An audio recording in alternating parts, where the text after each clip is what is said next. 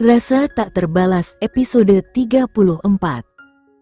Nico terdiam, bibirnya ingin bergerak untuk mengatakan sesuatu, tetapi kata-kata seakan tertahan. Alisa tersenyum tipis, lalu berkata, "Jika tidak ada yang menyentuhku ketika aku berdiri sendirian di jalan yang sepi di tengah malam 7 tahun lalu, bagaimana mungkin seseorang berani melakukannya di tengah keramaian seperti kemarin? Kau tidak perlu khawatir tentang keselamatanku, Nico. Karena saat itu kau tidak peduli, sekarang pun kau tak perlu peduli." Setiap kata yang keluar dari mulut Alisa terasa seperti jarum yang menusuk hati Nico. Perasaannya kacau, tetapi dia hanya menatap Alisa sejenak sebelum memutuskan untuk berbalik dan meninggalkan ruangan tanpa berkata-kata. Begitu Nico pergi, tubuh Alisa melemas. Dia jatuh ke lantai dan air matanya mulai mengalir tanpa bisa ia tahan. Isak tangisnya terdengar pelan, namun cukup untuk menghantam hati Nico yang masih berdiri di luar pintu. Dia mengepalkan tangannya kuat-kuat, mencoba menahan gejolak emosi yang berkecamuk di dadanya, sebelum akhirnya memutuskan untuk benar-benar meninggalkan rumah besar itu. Di rumah Perwinda, setelah menyiapkan segala sesuatu untuk kencan spesialnya, Yuda dengan semangat pulang untuk bersiap-siap. Dia memilih setelan jas hitam yang rapi dan kemeja putih, lalu bergegas turun untuk menunjukkan penampilannya. Berdiri di depan ayah Romi dan paman Irfan, Yuda bertanya dengan percaya diri, "Bagaimana penampilanku?" Ayah Romi dan paman Irfan saling bertukar pandang, lalu tersenyum. "Kau terlihat luar biasa," jawab paman Irfan. Yuda mengerutkan kening, mencoba menahan tawa. "Maksudmu tampan, kan?" tanyanya dengan nada bercanda. Paman Irfan tertawa kecil dan menganggukkan kepalanya setuju. Ya, tampan sekali. "Jadi, kapan kau akan membawanya pulang?" tanya ayah Romi penuh rasa ingin tahu. Sambil terkekeh, Yuda menjawab, "Setelah kencan ini, mungkin sebentar lagi." Paman Irfan tersenyum lebar. "Setidaknya tunjukkan kami fotonya," pintanya. Yuda menggelengkan kepala dengan senyum penuh misteri. "Tidak perlu, kalian akan melihatnya sendiri. Yang bisa kukatakan, dia sangat cantik," katanya sambil berjalan keluar dengan semangat, meninggalkan mereka dengan rasa penasaran. Di rumah keluarga Arkatama, setelah mencoba beberapa gaun, Farah akhirnya memilih gaun merah panjang yang sederhana namun elegan. Dia beberapa kali memeriksa dirinya di depan cermin, memastikan semuanya terlihat sempurna. Dengan senyum puas, dia segera turun ke bawah. Di ruang tamu, Bima sedang menikmati teh bersama Yasmin ketika dia melihat Ling turun dari tangga. Matanya membelalak, terkejut oleh kecantikan adiknya. Yasmin, yang memperhatikan Bima terdiam, tertawa kecil. "Apa yang kau lihat? Kau seperti melihat hantu," godanya sambil mengikuti arah tatapan Bima. Saat melihat Farah menuruni tangga, Yasmin berseru dengan gembira, "Ya ampun, Farah. Kau terlihat sangat cantik." Farah tertawa kecil. "Benarkah?" tanyanya, masih merasa sedikit malu. "Aku belum pernah melihat seseorang begitu memukau dengan gaun merah sederhana seperti ini," puji Yasmin dengan tulus. Namun, Bima, dengan wajah serius, mengerutkan kening. "Kau mau kemana dengan pakaian seperti itu? Dengan siapa kau akan pergi? Kenapa berpakaian secantik ini? Aku tidak akan membiarkanmu keluar begitu saja." Yasmin langsung menengahi dengan nada tegas, "Baiklah, Tuan Arkatama, cukup. Jangan buat Farah merasa tidak nyaman." Bima masih bersikeras, "Tapi..." Namun Yasmin tak mau kalah. Coba katakan satu kata lagi, dan aku sendiri yang akan menemani Farah keluar, ancamnya sambil melirik tajam ke arah Bima. Bima, dengan wajah kesal tapi tak bisa berkata apa-apa lagi, akhirnya menyerah. Baiklah, tapi kembalilah lebih awal, katanya pelan. Farah tertawa pelan. Kakak, kau terlalu khawatir. Jangan khawatir, kami akan baik-baik saja. Sambil memeluk Farah erat-erat, Yasmin berbisik, dia pasti akan pingsan karena terlalu khawatir hari ini. Farah tersipu malu mendengar gurauan itu. Yasmin tersenyum sambil melambaikan tangan. Baiklah, pergilah dan nikmati malam ini. Dengan anggukan penuh semangat, Farah pun meninggalkan rumah. Sementara Bima hanya bisa menatap dengan perasaan campur aduk antara khawatir dan sayang. Setelah Farah pergi, Yasmin memperhatikan wajah muram Bima dan menghela napas pelan. Tanpa ragu, dia duduk di pangkuan kekasihnya, melingkarkan tangannya di lehernya, dan berkata dengan lembut, dia akan baik-baik saja, jangan khawatir. Bima mendesah, lalu menganggukkan kepalanya. Namun, kekhawatiran masih tampak di matanya. Sambil mengusap lembut rambut Bima, Yasmin berkata dengan nada menggoda, jadi, Tuan Arkatama, kita hanya berdua di sini malam ini. Tidak ada yang akan mengganggu kita. Apakah kau berencana duduk termenung sepanjang malam, atau kau ingin melakukan sesuatu yang lebih menyenangkan? Bima mengangkat alis, menatap Yasmin dengan senyuman kecil. Nona Yasmin, kau sadar betul seberapa menggoda suaramu saat ini, bukan? Yasmin terkekeh ringan. Bagaimana kalau aku katakan memang aku sedang merayumu? Tanpa berkata apa-apa lagi, Bima langsung menggendongnya dan membawa Yasmin ke kamar tidur mereka dengan cepat. Sementara itu, di luar rumah keluarga Arkatama, Farah menemukan Yuda sudah menunggunya di tempat biasa. Begitu melihat Farah mendekat, Yuda terdiam, terpesona oleh kecantikannya yang seakan-akan bidadari yang baru turun dari surga. Farah tertawa kecil melihat ekspresi takjub di wajah Yuda. Kamu kenapa terdiam seperti itu? Yuda tersenyum lebar dan berkata, kamu tampak sangat cantik seperti biasa. Sambil membenarkan dasi Yuda, Farah balas tersenyum. Dan kamu terlihat sangat tampan malam ini. Yuda melingkarkan tangannya di pinggang Farah dan berkata setengah bercanda, aku tidak suka kalau ada orang lain melihat pacarku yang secantik ini. Apa yang harus kulakukan? Farah tertawa kecil. Yah, kau sudah meninggalkan pacar cantikmu ini sendirian cukup lama, Tuan Yuda. Yuda mendesah pelan. Aku benar-benar tidak ingin pergi meninggalkanmu sekarang. Farah tersenyum lembut, menenangkan hatinya. Jangan khawatir, jangan pikirkan itu lagi. Sekarang, katakan padaku, kemana kau akan membawaku malam ini? Sambil mencium keningnya penuh kasih, Yuda menjawab dengan penuh rahasia, kau pasti akan menyukainya, percayalah. Setelah hampir 1 jam berkendara, Yuda akhirnya memarkir mobilnya di depan sebuah resor mewah yang indah. Tanpa menunggu lama, ia segera turun dari mobil dan bergegas membuka pintu untuk Farah. Dengan senyum lembut, Yuda mengulurkan tangannya kepada Farah, lalu bertanya dengan nada menggoda, apakah kamu siap untuk kencan spesial kita?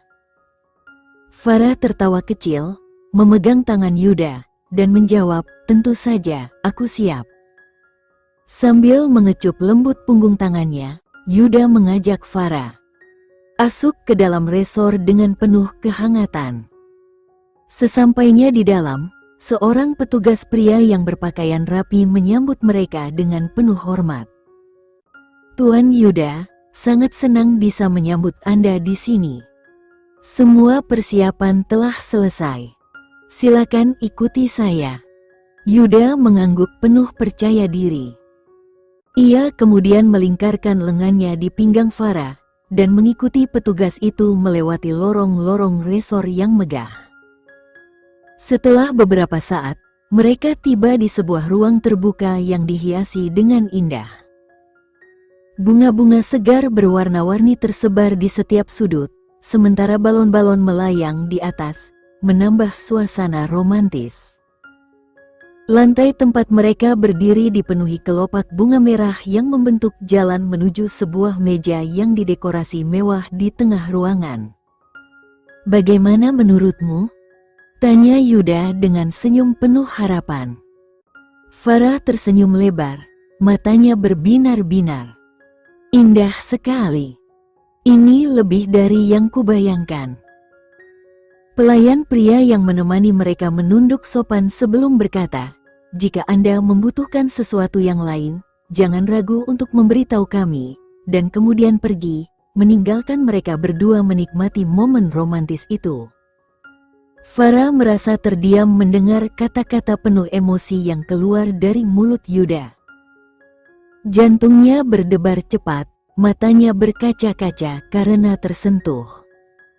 Sambil menatap dalam-dalam ke mata Farah, Yuda melanjutkan, "Kau adalah segala hal yang kubutuhkan, segala yang kuinginkan dalam hidup ini. Aku hanya ingin memastikan bahwa kau tahu betapa berharganya dirimu bagiku." Farah tersenyum lembut, air mata kecil mengalir di pipinya. "Yuda," katanya dengan suara bergetar. Yuda mengusap pipinya, menghapus air mata yang jatuh, lalu berkata, "Jangan menangis. Aku tidak ingin melihatmu menangis, kecuali itu air mata kebahagiaan." Farah tersenyum, menatap pria di hadapannya dengan penuh cinta. "Aku tidak akan pernah meninggalkanmu, Yuda. Kamu adalah segalanya bagiku. Aku tidak pernah merasa lebih aman dan dicintai seperti ini sebelumnya." Sambil memeluknya erat, Yuda berkata, "Terima kasih, Farah. Aku akan melakukan segalanya untuk membuatmu bahagia." Farah balas memeluknya erat, lalu berbisik di telinganya, "Aku juga mencintaimu, Yuda, lebih dari yang bisa kau bayangkan." Dengan hati yang penuh cinta, mereka berdua menikmati momen indah itu, di bawah langit malam yang dipenuhi bintang, di tempat yang telah disiapkan dengan penuh kasih sayang, saling merasakan kebahagiaan dari cinta yang tulus dan mendalam. Sambil meletakkan tangannya di mulutnya, Farah menghentikannya berbicara lebih jauh. Sambil menatapnya dengan air mata di matanya, dia menggelengkan kepalanya. Sambil meraih pergelangan tangannya, Yuda mencium tangannya sebelum melepaskannya. "Aku tidak tahu apakah aku memiliki posisi yang sama di hatimu atau tidak. Aku tidak tahu apakah kamu juga memiliki perasaan yang sama kuatnya kepadaku. Aku tidak tahu apa-apa. Yang ku tahu hanyalah aku mencintaimu. Aku mencintaimu dengan segenap hatiku dan jiwaku. Dan aku akan mencintaimu sampai akhir hayatku." Yuda mengambil sebuah kotak dari sakunya, lalu meletakkannya di tangannya. Ketika Farah membuka kotak itu, dia tidak dapat menahan air matanya lagi. Kotak itu berisi liontin yang disesuaikan dengan kata-kata Y dan FFOREVER tertulis di atasnya. Sambil membenamkan wajahnya di dada laki-laki itu, Farah terisak-isak. Sambil menepuk punggungnya, Yuda tersenyum dan berkata, "Gadis bodoh, apa kamu tidak peduli dengan riasanmu?" Sambil memukul dadanya, Farah berkata, "Ini semua salahmu." "Bagaimana ini salahku? Aku hanya mengatakan apa yang ingin aku katakan," kata Yuda. Memeluknya erat, Farah berkata, "Aku juga mencintaimu. Aku tidak pandai berkata-kata, tetapi yang dapat kukatakan adalah kamu adalah satu-satunya lelaki yang ada di hatiku dan akan selalu menjadi satu-satunya. Aku mencintaimu. Yuda menghela napas lega lalu berkata, kau tahu betapa takutnya aku saat mengira kau akan menolakku. Sambil menyeka air matanya, Yuda bertanya, apakah kamu menyukai kalung itu? Indah sekali, kata Farah.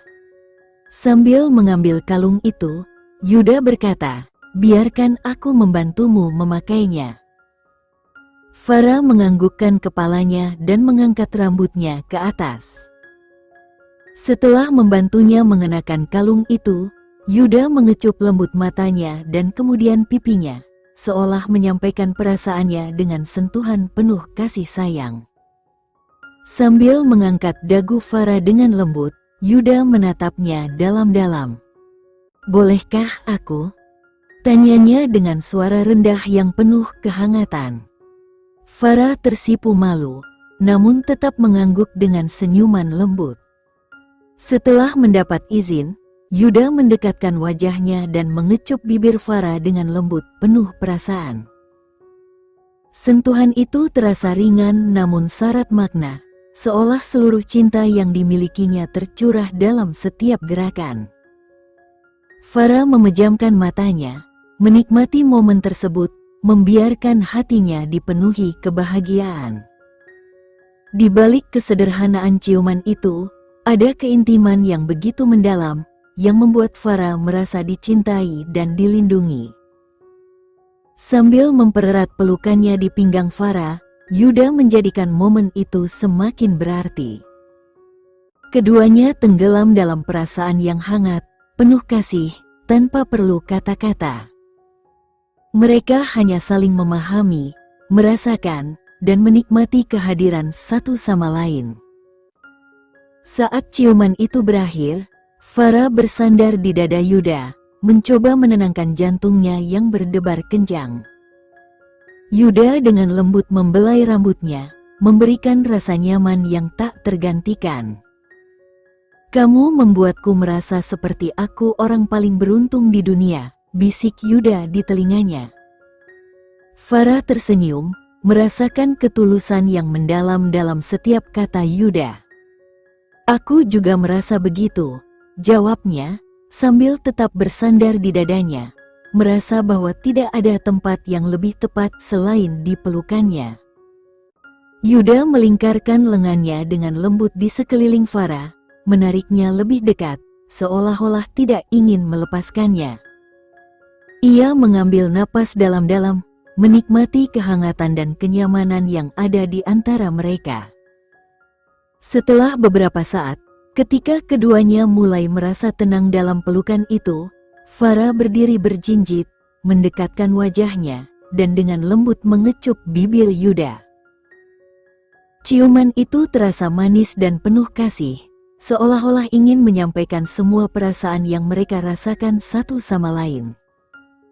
Mereka berdua tenggelam dalam momen tersebut, saling berbagi kehangatan tanpa terburu-buru.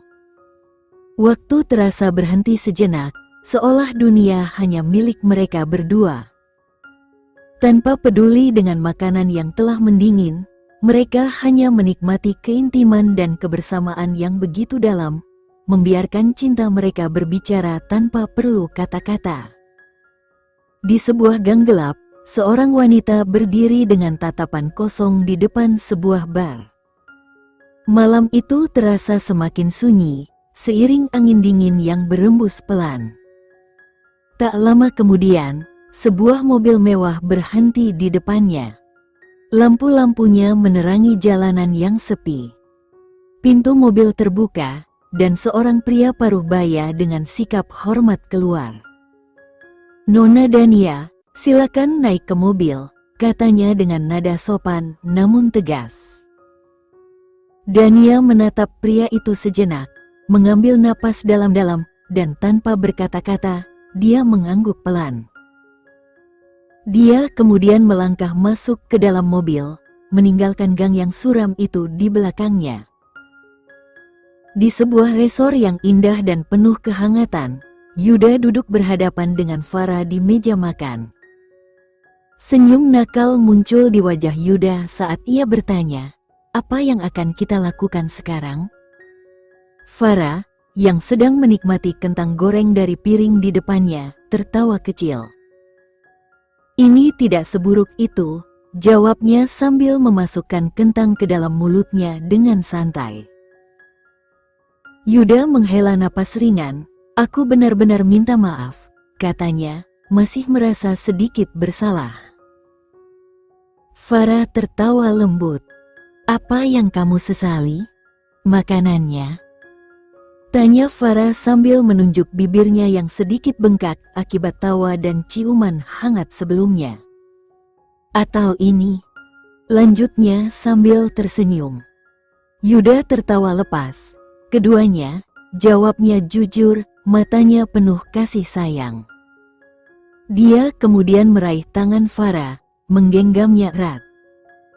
"Ayo kita makan di tempat lain." "Kamu mau kemana?" tanyanya.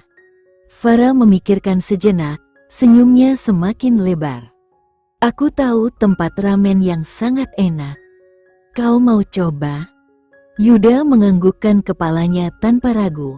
"Baiklah, ayo berangkat." Dengan tangan mereka yang masih saling menggenggam, mereka berjalan keluar dari resor, menikmati kebersamaan mereka yang sederhana namun penuh makna, siap melanjutkan petualangan mereka di tempat yang lebih sederhana dan hangat. Setelah menikmati makan malam yang menyenangkan bersama, Yuda dengan lembut mengantar Farah pulang. Malam semakin larut, dan suasana di sekitar mereka terasa tenang. "Kapan kamu terbang besok?"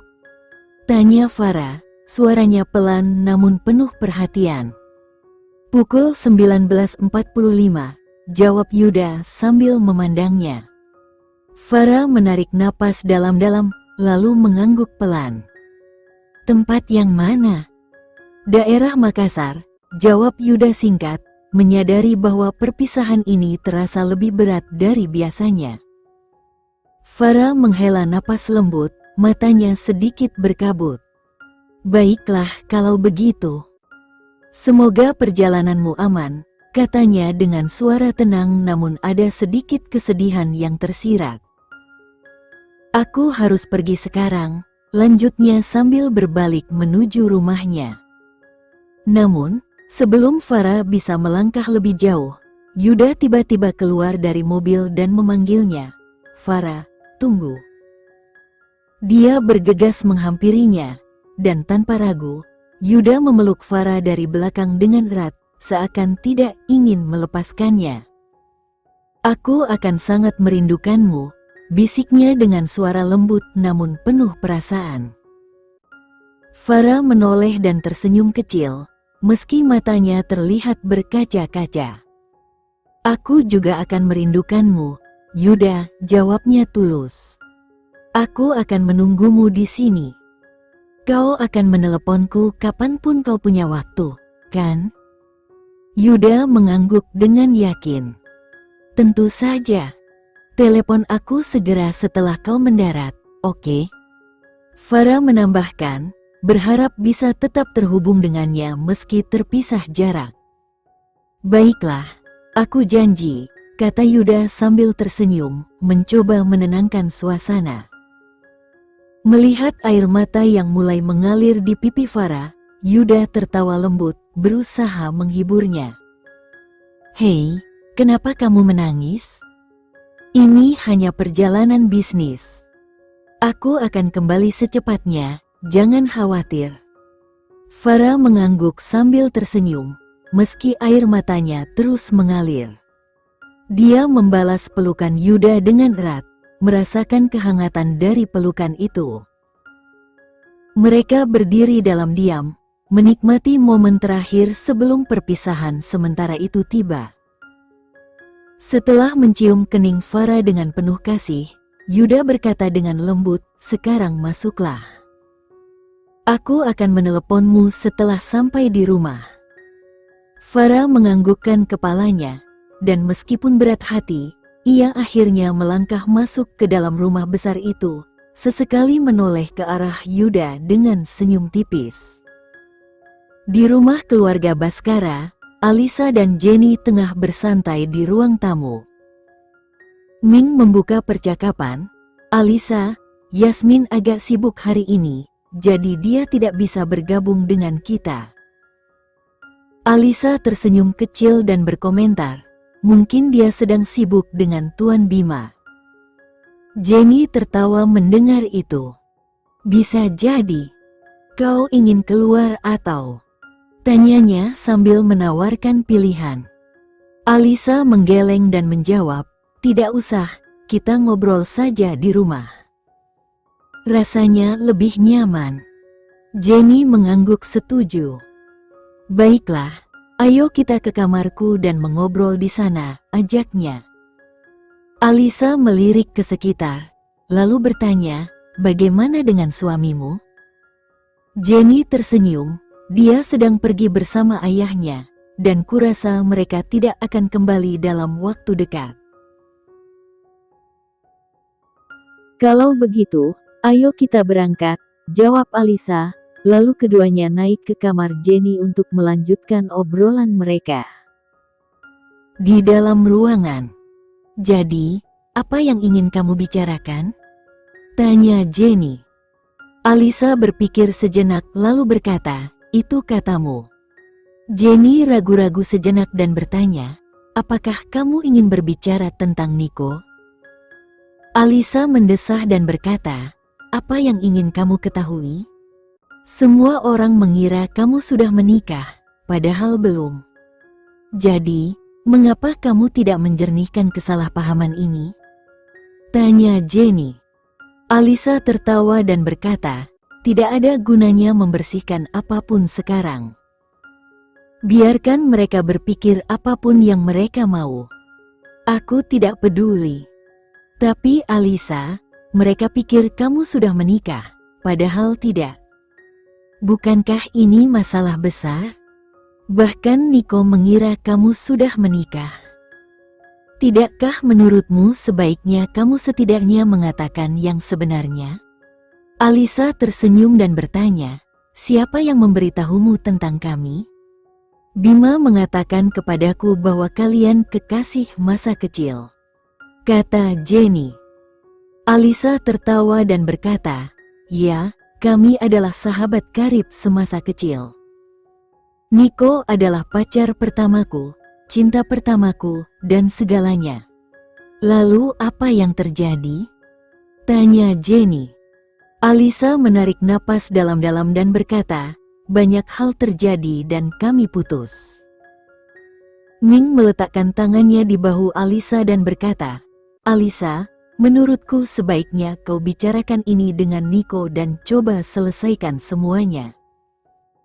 Lihat, Julian bercerita sedikit tentang kalian berdua, tetapi menurutku ada banyak hal yang kau sembunyikan." Setelah berhenti sejenak, dia melanjutkan, "Ungkapkan semuanya. Aku tahu kau masih menyimpan perasaan untuk Nico dan begitu juga dia. Kau harus berbicara baik-baik dengannya dan menjelaskan semuanya." Alisa tersenyum dan berkata, "Tidak ada gunanya membicarakannya sekarang. Sudah terlambat. Tetapi, kumohon Jenny, aku tidak ingin membicarakannya," kata Alisa. Jenny menghela napas dan berkata, "Baiklah, tapi ingatlah satu hal, kamu tidak sendirian sekarang. Kamu bisa berbagi segalanya denganku." Alisa tersenyum dan menganggukkan kepalanya. Keesokan harinya, Yuda sibuk mempersiapkan rapat-rapatnya sehingga dia tidak bisa menerima panggilan telepon maupun menelepon siapapun. Farah mencoba meneleponnya berkali-kali tetapi tidak menerimanya. Malam harinya, saat Yuda dalam perjalanan ke bandara, dia mengeluarkan telepon genggamnya dari tas. Dia membelalakkan matanya karena terkejut ketika melihat beberapa panggilan tak terjawab dari Jenny, ayahnya dan Farah. Setelah menelpon ayah Romi dan Jenny terlebih dahulu, Yuda menelpon Farah. Sebelum Yuda sempat berkata apa-apa, Ling mulai berteriak dari seberang sana. Ada apa denganmu Yuda? Aku sudah meneleponmu sejak pagi tapi kau tahu betapa cemas dan khawatirnya aku? Aku merasa sangat takut. Apa kau peduli padaku? Maafkan aku, sayang. Aku sedang sibuk mempersiapkan rapat. Maaf, jangan memarahiku seperti ini. Aku pergi hari ini, kata Yuda. Farah mendesah dan berkata, di mana kamu sekarang? Saya akan segera sampai di bandara. Pergilah dengan aman dan hubungi aku segera setelah kau mendarat, kata Farah. Baiklah, aku mencintaimu, kata Yuda. Farah pun menjawab, aku pun mencintaimu. Setelah menutup telepon, Yuda menerima telepon dari asistennya. Setelah berbicara dengan asistennya sebentar, dia meletakkan telepon itu di dalam tasnya. Malam yang damai di Makassar terusik oleh sebuah berita yang mengerikan. Pesawat yang terbang dari Surabaya menuju Makassar jatuh tak lama setelah lepas landas. Ada 60 orang di dalam pesawat. 50 di antaranya adalah penumpang dan 10 adalah pramugari.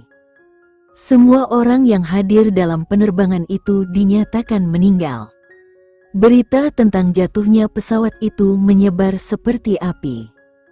Keluarga para penumpang telah berkumpul di bandara untuk menanyakan keadaan orang yang mereka cintai. Orang-orang menangis dan berteriak karena frustrasi.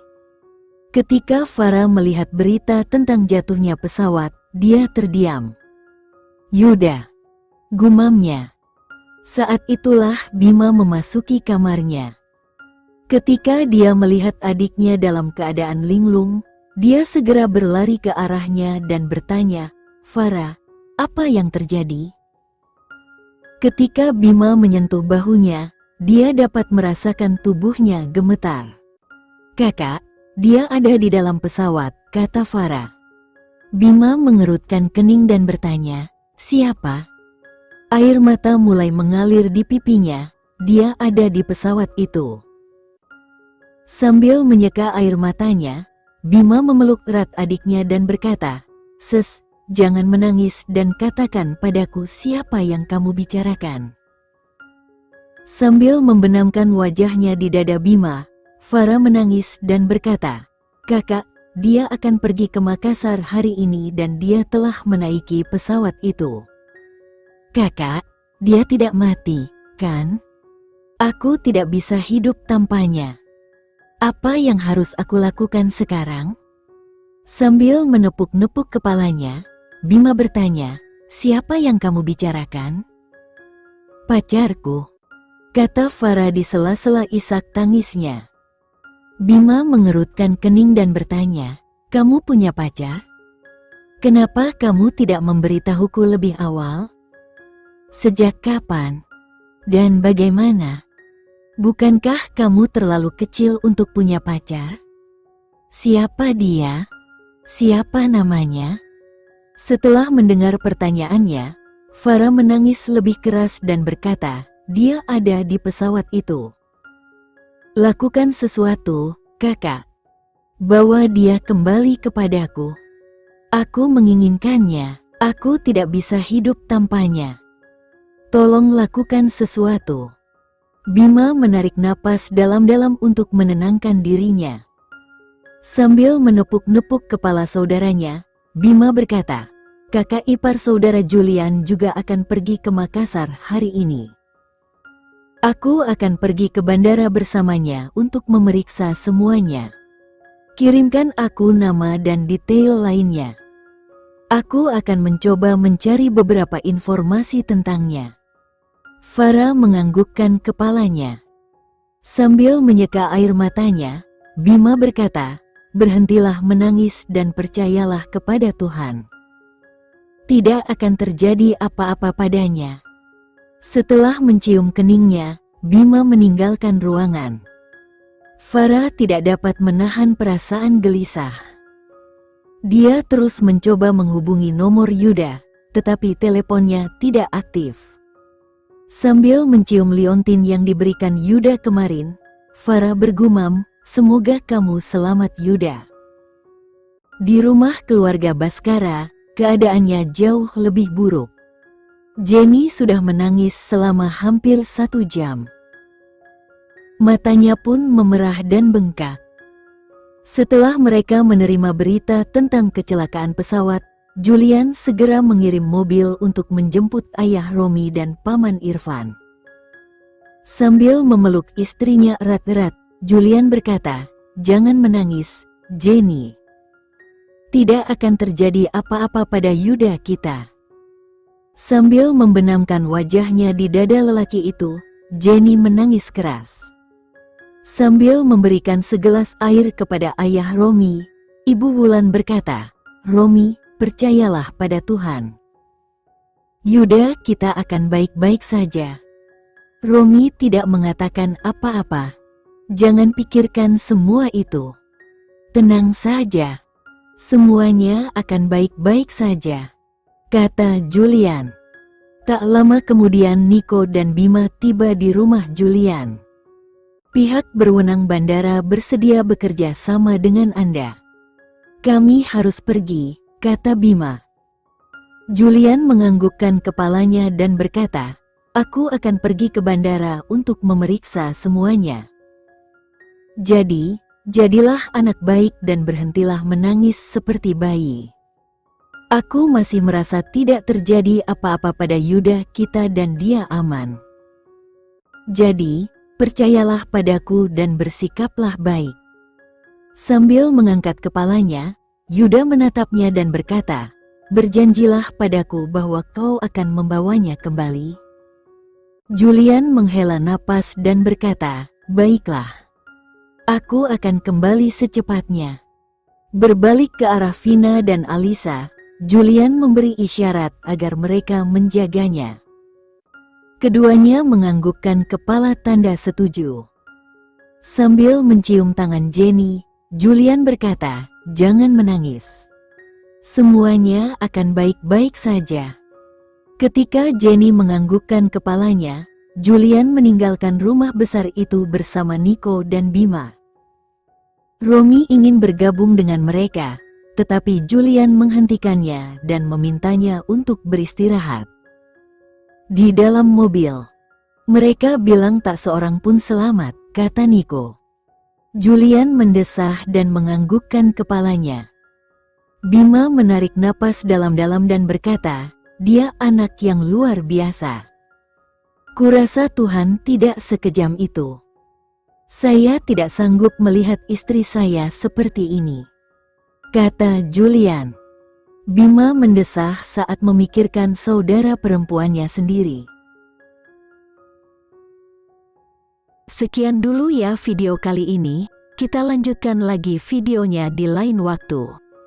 Oh iya, bagaimana menurut kalian? Semoga bisa sedikit menghibur kalian semua. Untuk teman-teman yang baru nonton, jangan lupa subscribe ya, hehehe. Dan kalau teman-teman ada yang ingin gabung langganan, bisa langsung gabung saja untuk dapat fitur yang menarik dan sedikit membantu Mimin. Terima kasih banyak sudah menonton, sampai jumpa lagi, bye.